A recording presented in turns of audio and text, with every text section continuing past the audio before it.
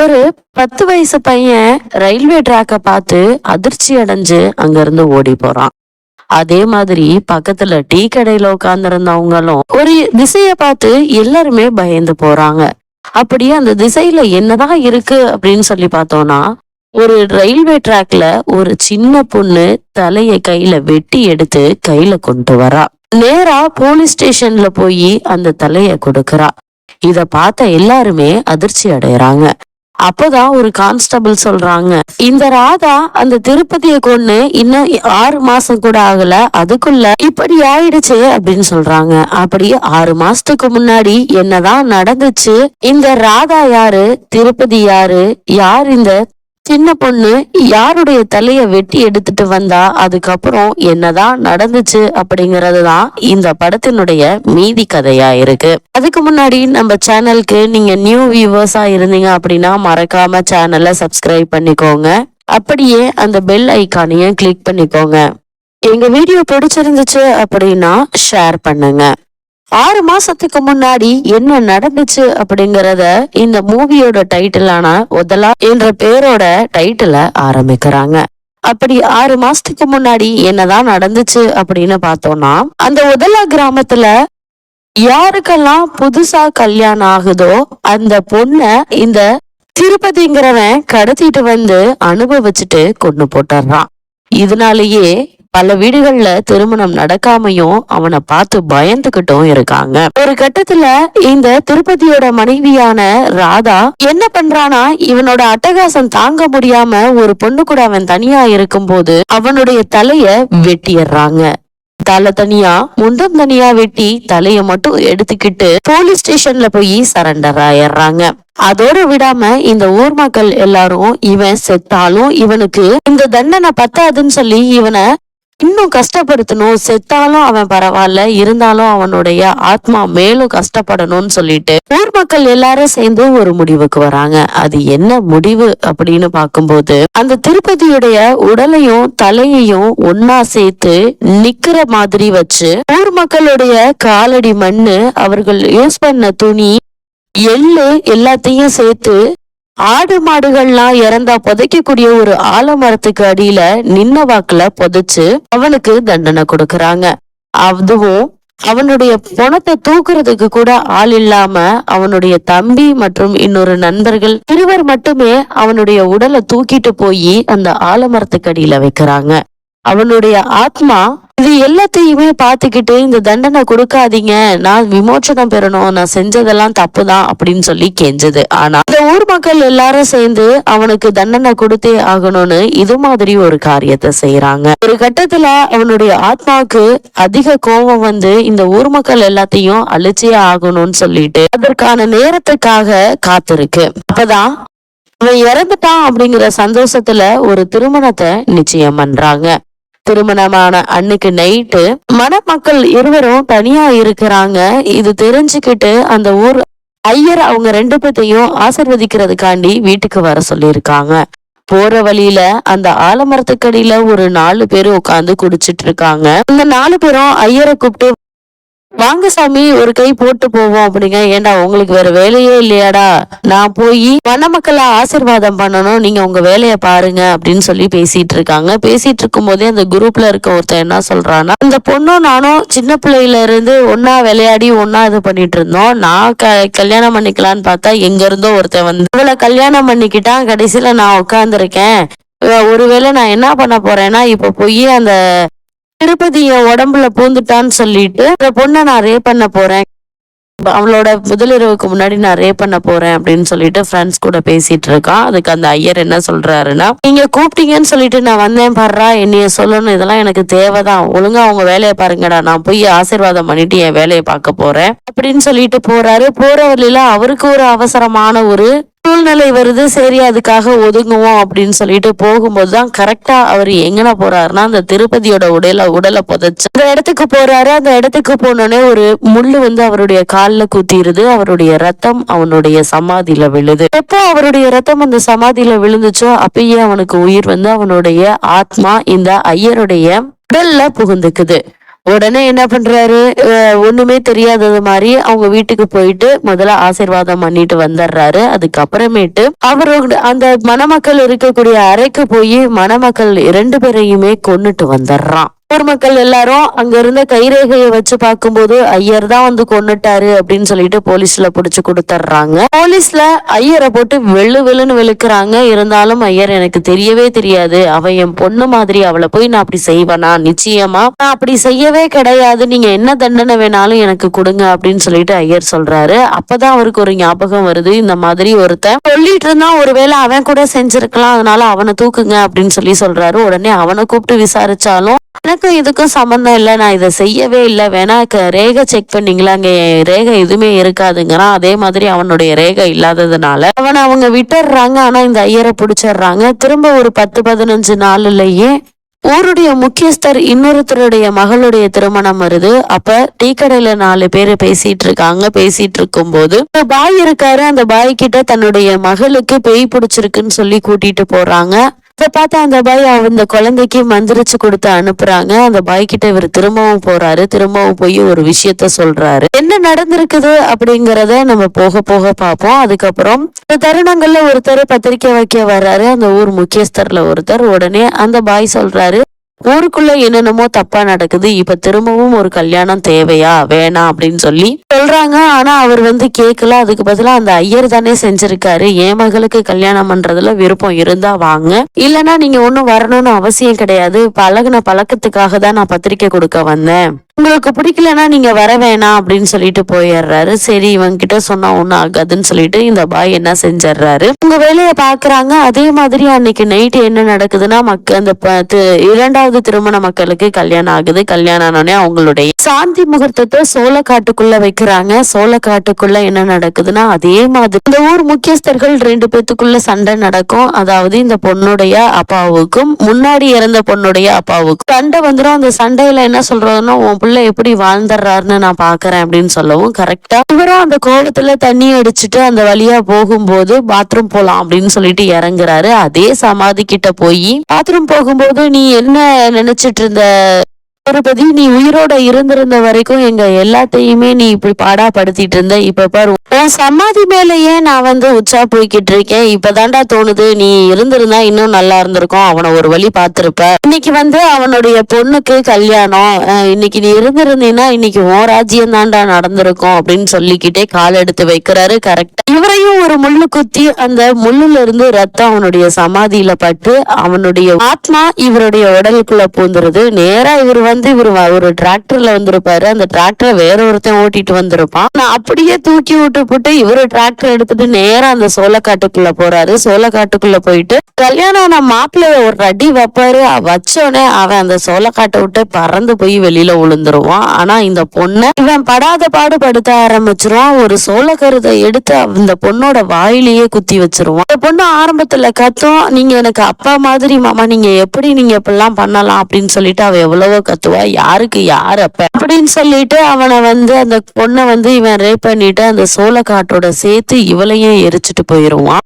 போலீஸ்ல இருந்து எல்லாமே செக் பண்ணி ஃபாரன்சிக் டிபார்ட்மெண்ட் அதுல இருக்க கைரேகை எல்லாம் செக் பண்ணும்போது அந்த அப்பா கூட சண்டை போட்டவன் முக்கியஸ்தர்ல ஒருத்தன் தான் இந்த வேலையை பார்த்திருக்கான்னு சொல்லி உங்க 2 பேர்த்தையுமே புடிச்சிட்டு போயிருவாங்க. இந்த ஐயரும் முக்கியஸ்தர்ல ஒருத்தரான அந்த தலைவரும் சொல்லுவாங்க, நாங்க இதை செய்யவே இல்லைன்னு எவ்வளவோ கெஞ்சுவாங்க, கதறுவாங்க. அந்த 2 பொண்ணுங்களோட அம்மாவும் இவங்க 2 பேர்த்துக்கிட்ட என்ன சொல்லுவாங்கன்னா, எவ்வளவுதான் உங்களுக்கு கட்சி ரீதியா உங்களுக்கும் என் புருஷனுக்கு சண்டை இருந்தாலும் நீங்க எங்க வீட்டுக்கு வந்தீங்கன்னா டீ காஃபி போட்டு கொடுக்காம சாப்பாடு போடாம உங்களை நான் அனுப்புனதே கிடையாது, அண்ணன் தானே அவ்வளவு உரிமை வச்சு எல்லாமே பண்ணேன், நீங்க போய் என் பொண்ணை இப்படி பண்ணிட்டீங்களே அப்படின்னு சொல்லிட்டு அந்த முக்கியஸ்தரை அந்த பொண்ணோட அம்மா கேட்பாங்க. அதுக்கு அவன் சொல்லுவான், என் பொண்ணு வேற உன் பொண்ணு வேற இல்லாமா, 2 பேருமே எனக்கு பொண்ணுங்க தான், எங்க 2 பேத்துக்குள்ள பிரச்சனை நடக்கிறது வேற, ஆனா உன் பொண்ணா நான் இப்படி பண்ணுவேன் நீ நினைக்கிறியா அப்படின்னு சொல்லி கேட்பான். அதே மாதிரி ஐயர்கிட்டையும் கல்யாணம் ஆன பொண்ணோட அம்மா என் புள்ள பிறந்ததுல இருந்து கல்யாண நாள் குறிக்கிற வரைக்கும் உங்கள்கிட்ட தானே எல்லாமே பண்ணினேன், ஆனா நீங்க ஏன் இப்படி பண்ணீங்க அப்படின்னு சொல்லி 2 பேரும் 2 பேர்த்துக்கிட்ட கேட்பாங்க. அவங்க 2 பேரும் என்ன சொல்லுவாங்கன்னா, சத்தியமா நாங்க பண்ணவே கிடையாது, நாங்க செய்யற வேலைக்கும் தொழிலுக்கும் நாங்க துரோகம் செய்ய மாட்டோம், இந்த பொண்ணுங்க 2 பேருமே எங்களுடைய பிள்ளைங்க மாதிரிதான், அவங்கள்ட்ட போய் நாங்க அப்படி நடந்துக்குவோமா, நீங்க நம்பலைன்னா எங்க உயிரை நாங்களே எடுத்துக்கிறது தான் சரின்னு சொல்லிட்டு அவங்க உயிரை அவங்களே எடுத்துக்கிறதுக்கான முயற்சியை பண்ணும்போது அப்பதான் அந்த பாய் வருவாரு. பாய் வந்து இந்த கொலையை அவங்க செய்யல அப்படின்னு சொல்லிட்டு சொல்லுவாங்க. அப்படியா, எப்படி சொல்றீங்க அப்படின்னோடனே, இந்த ஊர்ல ஒரு கேபிள் டிவி ஆபரேட்டர் இருப்பாரு, அவருடைய பொண்ணுக்கு தான் பேய் பிடிச்சிருக்குன்னு சொல்லிட்டு கூட்டிட்டு போயிருப்பாங்க. அன்னைக்கு அந்த பொண்ணை கூட்டிட்டு போய் காமிச்சிட்டு கேபிள் ஆபரேட்டர் வந்து வசூல் பண்றதுக்காண்டி ஊருக்குள்ள போவான். ஊருக்குள்ள போயிட்டு இருக்கும்போது அன்டைம்ல போகும்போது அங்க இருந்து ஒரு சுழல் மாதிரி கிளம்புனதும் சைக்கிள் தானா ஊருக்குள்ள போனதும் இது எல்லாத்தையுமே அவன் செல்போன்ல வீடியோ எடுத்து வச்சிருப்பான். இதை காமிச்சோடனே ஊர் மக்கள் எல்லாருமே பயந்துருவாங்க. ஐயோ, அந்த திருப்பதி திரும்ப ஆத்மாவா வந்து எல்லாத்தோட உயிரையும் வாங்கிட்டு இருக்கானே, இதுக்கு என்னதான் செய்யறதுன்னு தெரியலையே அப்படின்னு சொல்லிட்டு எல்லாருமே என்ன பண்றதுன்னு தெரியாம முழிச்சிட்டு இருக்காங்க.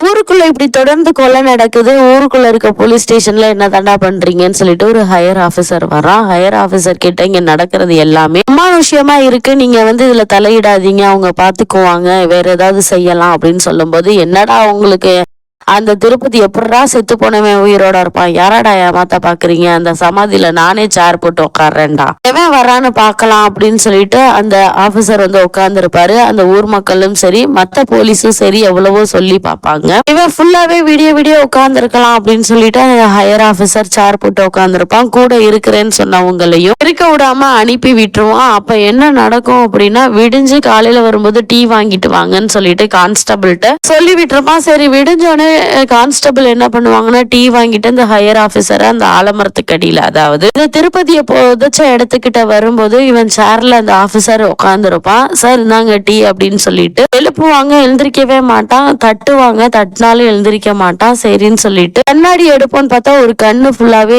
எரிஞ்சு போய் ஒரு கண்ணே இருக்காது, இன்னொரு கண்ணு தான் இருக்கும். சார் சார்னு திரும்ப தட்டும் போது அப்படியே குப்பரிக்க விழுவான். குப்பரிக்க விழுந்தா முதுகுல இருக்க எலும்பு எல்லாமே அப்படியே தெரியும். இது என்னடா அப்படின்னு சொல்லிட்டு நைட் அப்படி என்னதான் நடந்துச்சு அப்படின்னு பார்க்கலான்னு பார்த்தா அப்போ ஒரு கிளைமேக்ஸ் வரும். நைட்டு அவனுடைய ஆத்மா, அதாவது அந்த திருப்பதியோட ஆத்மா வந்து இந்த ஹையர் ஆபீசரை பொலன்னு பொலந்து திருப்பி ரோடெல்லாம் இழுத்து அவனை கொண்டு வந்து அப்படியே உட்கார வச்சிருக்கான். அவன் செத்து போயிருப்பான். இதுக்கு மேல என்ன செய்யறதுன்னு தெரியலையேன்னு சொல்லிட்டு நேரா எங்க போறாங்கன்னா, அந்த திருப்பதியை கொன்ன அவனோட மனைவியான ராதாவை ஜெயில போய் அந்த ஊர் மக்கள் சந்திக்கிறாங்க. இது மாதிரி எல்லாம் ஆயிடுச்சு, என்ன செய்யறதுன்னு தெரியலாமா, அதுக்கு நீ தான் வரணும் அப்படின்னு சொல்றாங்க.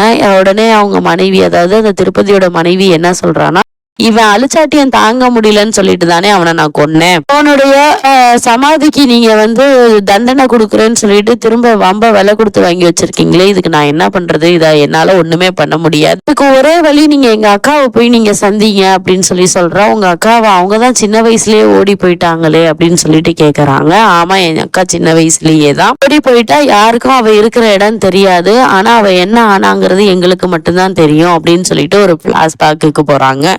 ராதா என்னதான் சொன்னா அப்படின்னு சொல்லி பாத்தீங்கன்னா, சின்ன பிள்ளையில அக்கா தங்கச்சி 2 பேரும் ஒன்னா இருந்திருப்பாங்க. பாட்டியும் அப்பாவும் சேர்ந்துதான் இந்த 2 பிள்ளைங்களை வளர்த்திருப்பாங்க. அவங்க பாட்டிக்கு சிவன் மேல அதீத பக்தி, அதனால சிவன் புராணங்கள், சிவன் கதைகள் இது எல்லாத்தையுமே அவங்க அக்காவுக்கு சொல்லி சொல்லி வளர்த்திருக்காங்க. சொல்லும் போது அவங்களுக்கும் சிவன் மேல அதீத பக்தி வந்து ஒரு கட்டத்துல அவங்களுக்கு ஒரு ஏஜ் வந்ததுக்கு அப்புறமேட்டு இனிமேட்டு எனக்கு எல்லாமே சிவன் தான் சொல்லிட்டு வீட்டுல ஒரு லெட்டர் எழுதி வச்சுட்டு சிவனை தேடி கைலாய மலைக்கு போயிடுறாங்க.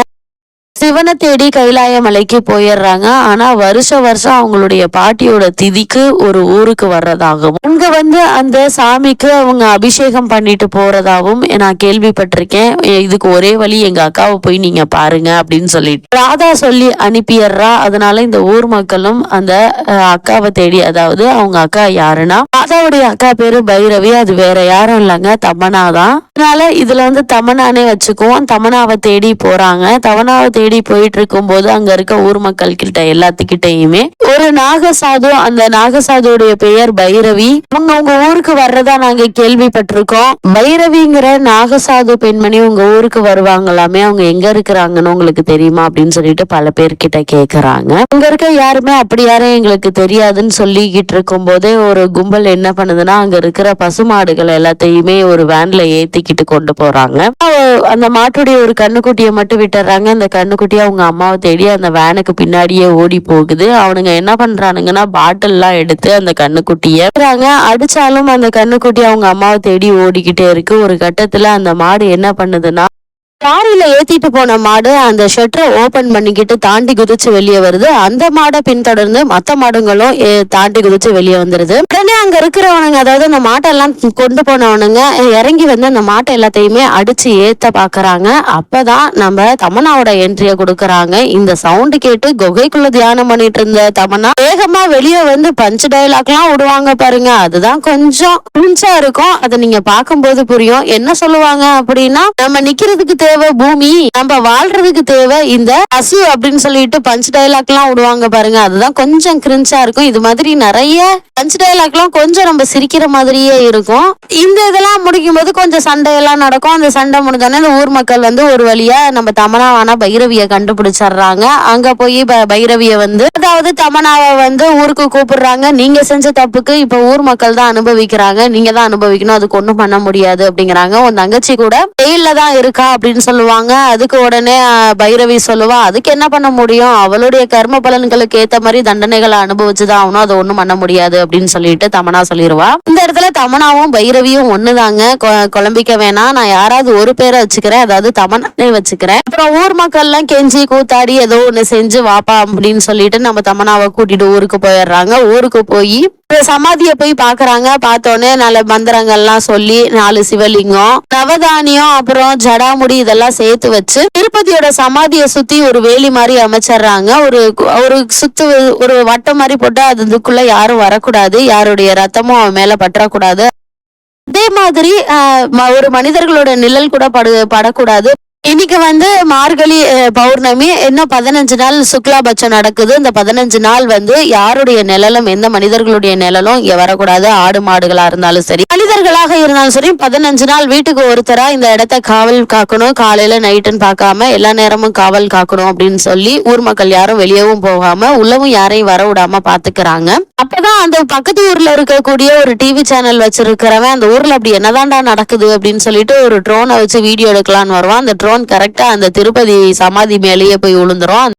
அன்னைக்கு காவல் இருக்கக்கூடிய ஒருத்தன் அதெல்லாம் போய் எடுக்க கூடாது போடா அப்படின்னு சொல்லி துரத்தி விட்டுருவாங்க. ஐயோ, அது 4 லட்சம் ரூபாய் ட்ரோனுங்க, என்னால போய் விட்டுட்டு போக முடியாது அப்படிங்க. இப்ப போறியா இல்லையா, அந்த 4 லட்சம் ரூபாயோட 4 உசுறு தாண்டா முக்கியம் அப்படின்னு அடிச்சு துரத்தி விட்டுருவாங்க. இவர் பேச்ச கேட்காம நைட்டு என்ன பண்ணுவான்னா, அந்த ட்ரோன் எடுக்கிறதுக்கு தனியா உள்ள வந்துருவான். கரெக்டா அவனையும் அதே மாதிரி ஒரு முள்ளு குத்தி அவன் மேலேயும் அந்த திருப்பதி ஏறிடுவான். இப்ப அவன் அதிக பலம் கொண்டவனா இருப்பான். நேரா போய் வீட்டுல இருக்க எல்லாத்தையுமே, ஊர்ல இருக்க எல்லாத்துக்குமே பிரச்சனை கொடுக்க ஆரம்பிக்கிறான். அப்பதான் என்ன ஏதுன்னு சொல்லி பார்க்கும்போது அவனுக்கு திரும்ப உயிர் வந்துருச்சு, அதாவது அவனுடைய ஆத்மா பலம் பெற்றுச்சு அப்படிங்கிறது ஊர் மக்களுக்கு தெரிய வருது.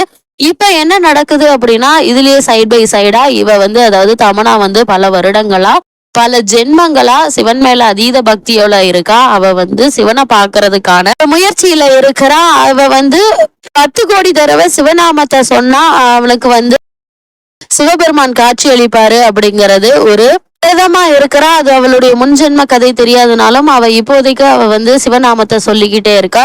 இந்த பிரச்சனைகள் நடக்கும் போது அவ இன்னும் எத்தனை வாட்டி சொல்லணும் அப்படிங்கறத கவுண்ட் வந்துகிட்டே இருக்கு. ஒரு கட்டத்துல ஊர் மக்களோட பெரிய பிரச்சனைகள் வரும். அவன் என்ன பண்ணிடுறான்னா, பஞ்சபூதங்களையும் அவனுடைய கண்ட்ரோல்ல எடுத்து ஊரையே ஒரு வட்டத்துக்குள்ள கொண்டு வந்துடுறான். அந்த வட்டத்தை தாண்டி யாரும் உள்ளவும் போக கூடாது, யாரும் வெளியவும் வரக்கூடாது. அப்படி செஞ்சா அவங்களுடைய உயிர் போயிருது. ஒரு பறவைகள் பறந்து அந்த கோட்டை தாண்டும் போது அந்த பறவைகள் எல்லாமே செத்து மடியுது. அவன் கோடு போட்ட கொஞ்ச நேரத்திலேயே அந்த ஊர்ல இருக்க ஒருத்தன் வேக வேகமா அந்த கோட்டை தாண்டி உள்ள வர பாக்குறான். அவனுடைய தலை 2ஆ துண்டிச்சு விழுது. இதை பார்த்த ஊர் மக்கள் எல்லாருமே ரொம்பவே பயப்படுறாங்க. பஞ்சபூதங்களும் அந்த திருப்பதியோட கண்ட்ரோல்ல இருக்கனால மழை பெய்யல. அதே மாதிரி எல்லாமே வறட்சி ஆயிடுது. அவங்க ரொம்பவே கஷ்டப்படுறாங்க. எந்த ஒரு பண்டம் பாத்திரம் எதுவுமே உள்ளவும் வர முடியல, வெளியவும் போக முடியல. அவங்க சாப்பாட்டுல முதற்கொண்டு ரொம்பவே கஷ்டப்பட்டுக்கிட்டு இருக்காங்க. அப்பதான் அந்த ஊர்ல இருக்கிற ஒரு சின்ன பொண்ணுக்கு வலிப்பு நோய் வந்துரும்.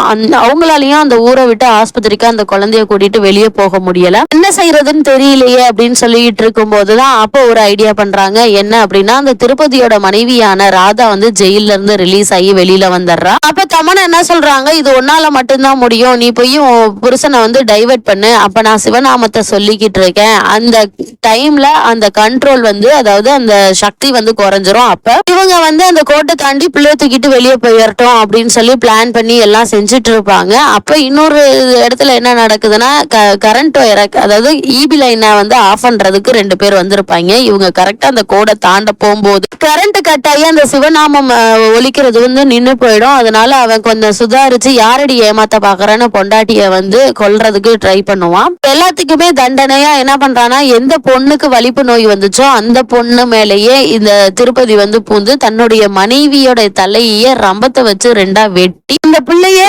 போலீஸ் ஸ்டேஷன்ல கொண்டு போற மாதிரி வச்சிருவான். நம்ம ஃபர்ஸ்ட் ஒரு சீன் பார்த்தோம் தெரியுமா, ஒரு சின்ன பொண்ணு தலையை எடுத்துட்டு போய் போலீஸ் ஸ்டேஷன்ல வைக்கும்ல, அந்த சீன் இப்ப நடந்ததுதான். அப்புறம் என்ன நடக்குதுன்னா, இதுக்கு மேல வந்து இந்த ஊர் மக்களை தண்டிக்காத, உனக்கு என்ன வேணும்னு சொல்லு, நான் செய்யறேன் அப்படின்னு சொல்லிட்டு தமன்னா வந்து அந்த திருப்பதியோட ஆவிகிட்ட பேசிக்கிட்டு இருக்கா. உடனே அந்த திருப்பதி என்ன சொல்லுவானா, நீ இத்தனை வருஷமா சிவநாமத்தை சொல்லி உன்னுடைய கன்னித்தன்மையை கெடாம நீ பாத்துட்டு இருக்க, அதை நான் அனுபவிக்கணும், அதை நான் அனுபவிக்க விட்டுட்டீன்னா நான் இந்த ஊர் மக்களுக்கு விமோச்சனம் தர்றேன் அப்படின்னு சொல்லுவா.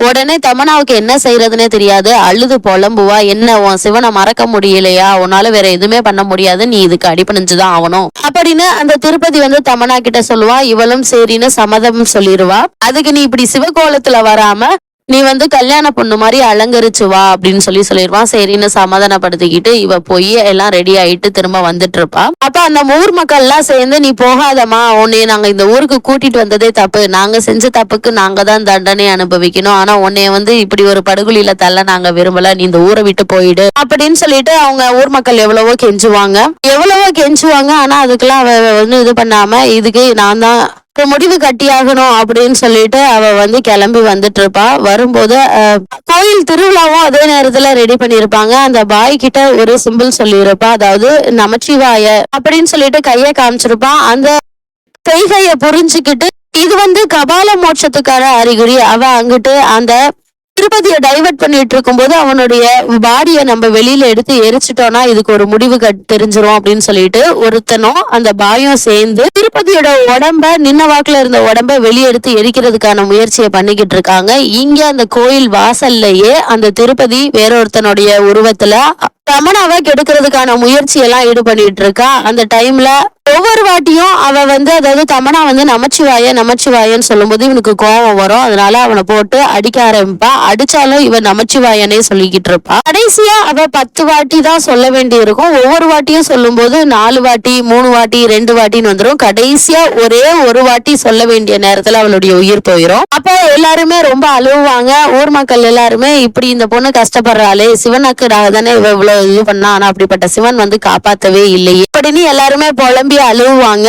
ஒரு சின்ன பொண்ணு மட்டும் போய் நந்தி காதுல போய், இவ்வளவு கஷ்டப்படுறாங்க எங்க ஊருக்காக, ஆனா நீ இந்த ஊர்லயே இருந்து எங்களுக்கு எந்த ஒரு உதவியும் செய்யல அப்படின்னு சொல்லிட்டு காதுல சொன்னோன்னே நந்தி வேகமா உருவம் எடுத்து வந்து உயிர் பெற்று வந்து தமன்னாவுக்கு வந்து உயிர் கொடுத்துரும். உயிர் கொடுத்த உடனே கொஞ்ச நேரத்திலேயே அவ நமச்சிவாய அப்படின்னு சொல்லி, அதாவது 10 கோடி வாட்டி சொல்லி முடிச்சோடனே சிவன் தோன்றி, 110 கோடி சொன்ன உடனே சிவன் தோன்றி சிவனுடைய சூலாயுதத்தை தமன்னா கையில கொடுத்தோடனே தமன்னா அந்த திருப்பதியோட உடல் சூலாயுதத்தை வச்சோடனே அந்த உயிர் தனியா, அந்த ஆவி தனியா, உடம்பு தனியா விழுந்துரும். அந்த யார் உடம்புல இருந்ததோ அவன் நல்லா ஏறுவான். இது நடந்துட்டு இருக்கும் போதே அந்த பாயம் அந்த உடலை வந்து எரிச்சிருவாரு. இப்ப அந்த ஊருக்கு முதலா கிராமத்துக்கு சாப விமோச்சனம் கிடைச்சிரும். எல்லாரும் நிம்மதியா இருக்கிறாங்க. அப்படிங்கிற டைம்ல தான் அடுத்த ஒரு ட்விஸ்டே இருக்கு. என்ன நடக்குதுன்னா, எல்லாரும் ஒரு டீ கடையில உட்காந்து டீ குடிச்சுக்கிட்டு இருக்கும் போது சைக்கிள் தானா ஓட்டிக்கிட்டு வரும். ஐயோ இது என்னடா இன்னொரு பிரச்சனை அப்படின்னு சொல்லிட்டு இந்த படத்தை இதோட முடிக்கிறாங்க.